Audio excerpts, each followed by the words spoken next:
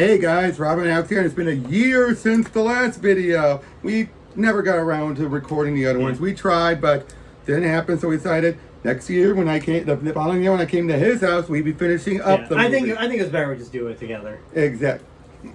Yeah. Let's not go that far. No way. Yeah, but yeah, so we are getting into License to Kill. Dalton's second outing. The one actually was written with him in mind this time, as opposed to the last one, which was clearly written with more in mind, let's be honest. Yeah, you could definitely tell. Yeah, but it was still good as we said despite before, the writing did it, but Dalton elevated it beyond it. There were a few things he couldn't get through, but for the most part, he made it. I mean, come on, him going like, oh, for fuck's sake. Yeah. That had to be an improv. But yeah, now we're getting to the one that you have Felix getting mauled. You have, them dealing with the drug cartel. Because I remember when I saw this a while ago, and I was like, whoa, this one is intense. Yep. We'll talk in a good way. Yep. We'll talk more afterwards. But yeah, there's stuff to say, and I also want to talk to you a little bit about what could have happened if Dalton stuck around, because that's a good question. I think always people say how great he is, but you also forget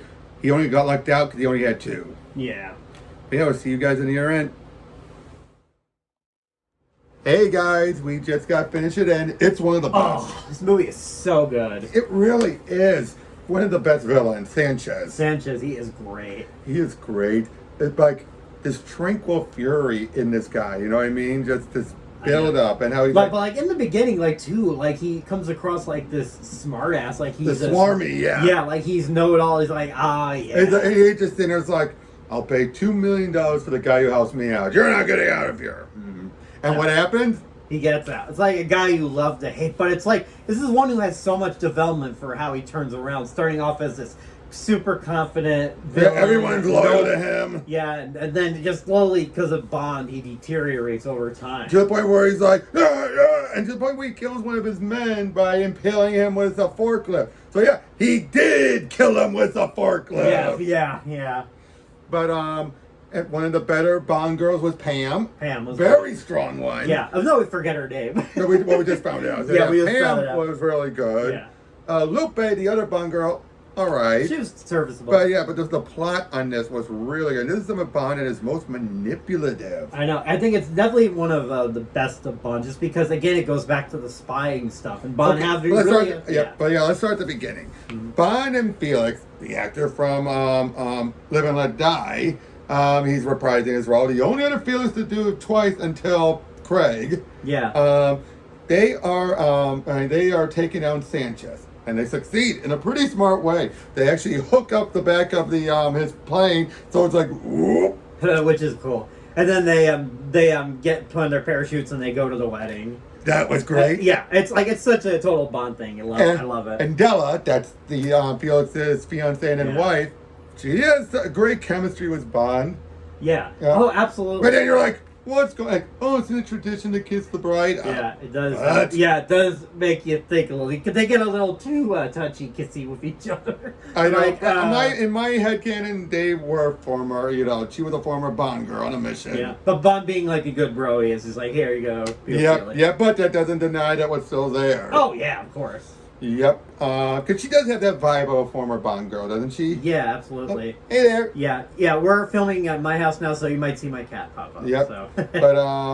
but then Sanchez gets out, he gets free, and he goes after Felix. Yeah. Kills Della. And it really is unfortunate because they really did a good job of, she's only in it for a little bit, but they do such a good job of setting up. You want him dead. Yeah. And especially they have such a good chemistry together, Felix and his new bride. So it really feels heartbreaking when they. Yep, and she dies. And is when it's implied how they killed her. Ugh. Yeah, absolutely. And then yep. Hey Loki, but then of course Bond wants revenge, and Yeah, we'll get to that, but I just wanted to say too with Felix when he's going the shark stuff, which was brutal, but I love though he's just like, I'll see you in hell. It's like, wow, that was badass. Yeah, but then with M, Bond wants revenge, so he starts going for it. Kills the guy. We should say too about Dalton's performance, especially when that look like Della,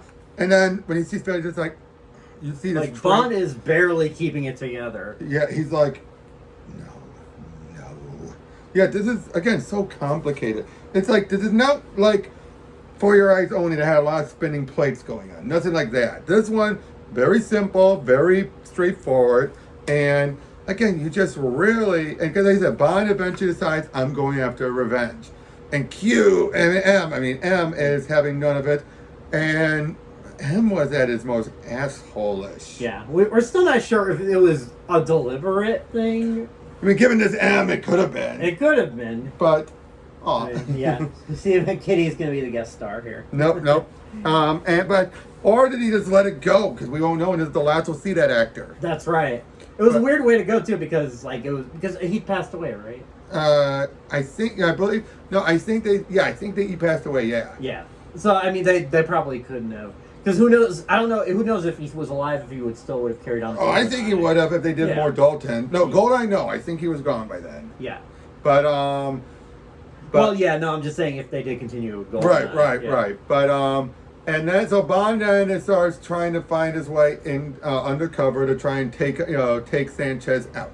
That's where he meets Pam, because that was one of Felix's informants. Yeah. And she had a great introduction. Oh, great introduction with the shotgun. Yeah, because she's alone in the bar there, but you just see under her she has a shotgun. I'm like, oh wow, she came prepared. She did, and at one point we think she's dead because she got shot in the back. Like, nope, I got a bulletproof vest. Yeah. But I love it too because she's it's like her hair. I love her hairstyle. It's like so. This movie is so 80s. I absolutely love it. I mean, the drug dealing stuff. Yeah, of course. But oh yeah, we had Sharky. He didn't last long, sadly. Yeah, unfortunately. I liked him. Yeah. But he was the comic relief of the group. Let's be honest. So he had to go, and he went pretty early. He did, yeah. But yeah, so Bond sneaks his way in there, meets up, and he's already starting to do a few undercover espionage. But right at the moment, it's just kill Sanchez, get him where I want him, find out where he is, kill him. He meets the other Bond girl, Lupe. Again, like her. Yeah. But yeah, as he's making their way in there, we also saw this other Kawaga, who Shang Tsung. I know. I was like, what? I know. We thought he looked like, because we had some other moments. He's like, oh, he looks a bit like Tucker Carlson. Only certain angle. Yeah. Sean Astin, certain angle. But then when the other guy looks like Tom Holland. Yeah. When he's not even born yet. I know. It wasn't even a thought. But yeah, no, we're looking like, oh my God, that's him. But that's what we thought. Wait, it is him. Yeah. Your soul is mine. Your soul is mine. He was only in it briefly, but he left an impression. He did. Because he still had that performance where he's just kind of comes across as just like, ooh, and creepy. He's talking just so. Yeah. It's like, I think that's just what his speech pattern. Yeah. But yeah, so then we have, but then Bond actually tries, Q meets up, gives him gadgets to use. And Q is great. There's a lot of Q in this movie. Yep. He's just fun. But the most is Octopussy. Yeah, you're right. I say Octopussy might beat it out a little bit, but not by much. Maybe, yeah. They're close. Those They're are close. the biggest ones. Yeah. But yeah, and then he would, but yeah, he almost takes him out. But thanks to Kawaga's ninjas. Yeah. They capture him. They capture him, bring him forth. They're ready to take him out. But it turns out, it's like the name now. The bad guy. Oh, Sanchez? Sanchez. Yeah, Sanchez. Yeah, Sanchez. Sorry, does that brain fart? Yeah, no. His men come in, take them all out, and yet they find Bond there tied up. So they think like, oh, they took you too, huh? And thus Sanchez is starting to trust him, and Bond throws a few wrenches in. With some help from Lupe, because Lupe could squeal, she doesn't. And I think that's where it gets really Bond just starts playing. Oh yeah, because basically we saw this other guy named Crest, he's the one who killed Sharky and all that. And he starts to tell him someone paid me and paid him money. Yeah, you have to remember Sanchez. He was at the time. His mentality was loyalty, 100%. Loyalty is more important to me than money. Yeah, exactly. And thus he is. Bond sets him up for it. Now, of course, he's going to go looking. Now, then Bond and Pam sneak in, put British money, pound or is it American or British money? I couldn't make it out, but puts the legit money in the pressure area. The pressure chamber, yeah. And then of course Sanchez finds it and brings them down there. Like, it's not my money. You want the money? Go get it. And then that's the moment I think where we see him start to lose it because it's just like, I trusted you. And Chris is just like, let's be honest, Chris was bad. He didn't deserve that. Yeah. But I also love how he doesn't say you like it now. It's like no, nothing like that. It's just like, cling. Yeah. Yeah. I know. The goriest It's so death. gory. Goriest death. Yeah. And they make it not too over the top, too. Well, except the way the puppet's head looked like. Yeah. Yeah.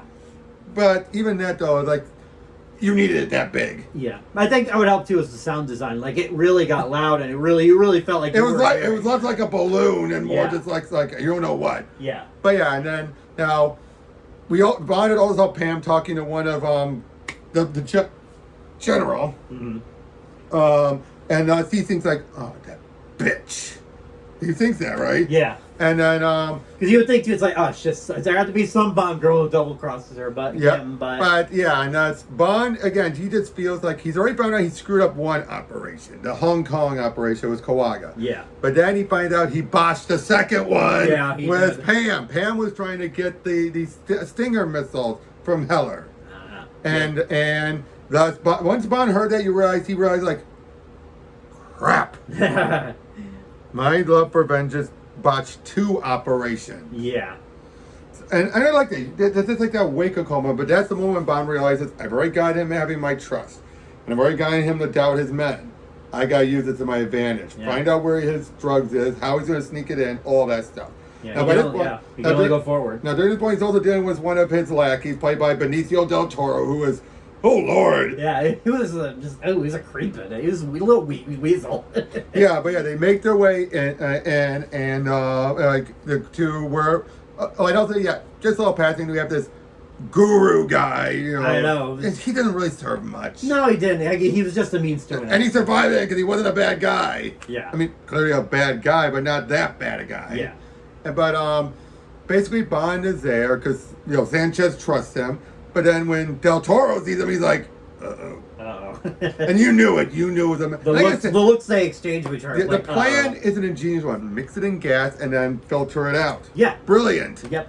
That is a brilliant one. Yep. And then, because, a lot of the plan here is pretty good. But yeah, then Bond starts, big car chase after Del Toro outs him. Oh, yeah, Del Toro's death was pretty bad, too. Oh yeah, but because you see the blood just smoke, but there was too much smoke to really see it. But yeah, he's basically getting sliced and diced to a big giant you see shredder. The blood coming down. It's great. But yeah, great car chase. Because the thing is, I thought that there was not like a single car chase, and they really did a good job building up. Yeah, plane chase and all that. Because we want this to be a great car chase, so we're just gonna forego the usual car. Big explosions and everything. And the thing is, normally with car chases, Bond has to he'll steal a car or one car and he keeps it the whole time. No. Yeah, but this time he had to. It was like an obstacle course. He had to jump from one truck to another. He had to tilt it on its wheelie. He had to do all these. It's Dalton doing the stunts. But I did also like how he then sent one more bad word, it's phrasing to get Sanchez to not trust Heller. And what did happen? Heller was not able to get out by, with the forklift. Yeah. That was a little convenient. Yeah. That was a little... Even for a Bond film. Especially since we didn't see Sanchez kill him. Yeah. It's just like, ooh. Ooh, yeah. Of course, you have the other guy who's the money handler. It's like, see, this is what we do. Well, I guess we're going to have to go over. Take out the overhead. Careful what you say. But yeah, by this point he's lost it, and we have all these tankers, great action, big explosion. Amazing, yeah. And Bond this is one of his most effed up. Yeah. Especially before the kill, you just see Bond on the ground. He's just battered, bloody all over. And Sanchez is really giving it to him. He really is. You know what I mean? And again, he takes a machete, just puts it right in his face. But he has a point at the non-blade side. Yeah. Oh yeah. But then I go don't you want to know why? And I'm sorry, what kind of lighter is that? Yeah, what? It's a blowtorch. It was like a blowtorch. I've never seen a lighter like that before. Unless Felix is like, oh, you like these type of gadgets, right? But that wasn't from Felix, though. Oh, the white. No, that wasn't from Felix. You see, that was a Q gadget, you would think. Yeah. But yeah, again, there's so much to like. But then the ending. Yeah, it's weird. The closeout, the epilogue is a weak one. Because thankfully most of the climax is awesome, but it's really the closeout. And I would say even the comeuppance was, while anticlimactic, was not bad. It was pretty gruesome, setting him on fire. Yeah, it's one of those things where it was like poetic justice, but on the other hand, you're kind of like, it felt kind of weak. Yeah, after that big build up, but But then you have one, Felix is already moving on. What? Yeah, like he had lost he's lost his leg. And this is the last time we'll see, I think this is the last time we see and Felix. he's just like, oh, I can't wait to go fishing. I'm like, your feet got ripped off and you lost your wife is dead. Yep. You have that. You have Bond was with Pam, but then you have that fish wing. The fish wing. Because this is the same director who did the other Bond movie. So he had to pitch double taking. He had to get one last shot in. Yep. I think that's the pigeon guy. It's the pigeon man. But damn it. Yep. But earlier when Lupe shows up and meets Pam and finds out about her was like she stayed with me like. I love him. Oh, I could kill him. No, he's allowed to use him at everything at his disposal. Bullshit. I know. Because you just see Q just. He's like, oh, here we go again, James. And he's like, she's such a good girl. But at the same time, he knows Bond has no choice. Yeah. Well, doesn't have a choice, but he does whatever he can for the mission. Yeah. And again, Pam is one of the upper tier Bond girls. She really is. You know what I mean? And again, Sanchez one of the upper tier Bond villains. I put him in like top 5. Yeah, I still have to think about it. Definitely Sanchez. Sanchez right up there was Kananga and Drax. But those ones, you know what I mean? I think what it is about him too is, I'm not saying like the other Bond villains. He was grounded. He was grounded, but not only that, but I think, not that I'm saying the other Bond villains had like development. I think he was so developed, like going from one way to another. Oh yeah, usually they go from zero. They're already crazy. They go from 0 to crazy. This one, no. That's like Drax. It's like Drax was like, oh, he had this one mindset the whole thing. But here, this is a guy who at first was like, oh, I 100% trust him. Yep. Everyone. I mean, the closest is Kananga. Yeah. Well, that was a development, but at the same time, just how he had these different facets of him. You know. Yeah. You know what I mean? No, he don't. He did have one because remember you had Solitaire, right? Right, but then once he found out you were tainted, he snapped. Yeah. You know what I mean? But I think with this, I feel like it was a slow build up over time. What is with the drug lords being the more grounded, serious? I don't know. Although to be fair, Kananga had the most over the top death with the. Lord knows. Where this one was more, fiery. But yeah. But yeah, seriously. The second time we get a drug lord, and this is one of the most grounded. Again, is it the best? No. Dalton's best? Yes. Yeah, absolutely. One of the best? Yes. Yeah. And I'll be honest, there's a lot of stuff in here that I prefer over the Craig movies. Yeah, like even like the stuff with like emotions from why am I blank? Dalton. And like it felt more logistic, it felt more real than what Craig and yet did. he's able to turn the charm back on, whereas Craig is. It's like inconsistent with Craig. Like he can, but sometimes it feels more like, why is the girl falling for this? Yeah, I know. I mean, again, nothing against Craig in that. Because Craig, he can do good stuff. Oh yeah, I mean, come on, look at Knives Out and all that, right? Yeah, but yeah, it's really a shame that Dalton didn't go on to do the next one. But that was out of his hand. That was out of Broccoli's hand. You had all this legal stuff, and by the time he offered it, he was wanting to do one, but not more than one. And Broccoli wanted him to do more than one. So to be fair, now here's the thing I got to ask. Dalton is best to remember this, but given how poorly this movie did, it didn't do that well. I know, it breaks my heart because this movie's so good. There's rumors that they would have gone with some weird stuff like clones or terminate robots and all really? That. That's the rumors and everything. Well, I'm glad they didn't.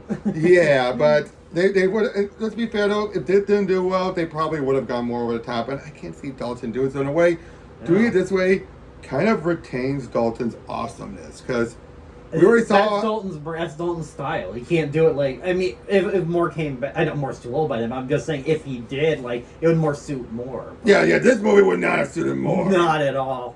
You know what I mean? Too dark, too grisly, and we already know Moore by that point.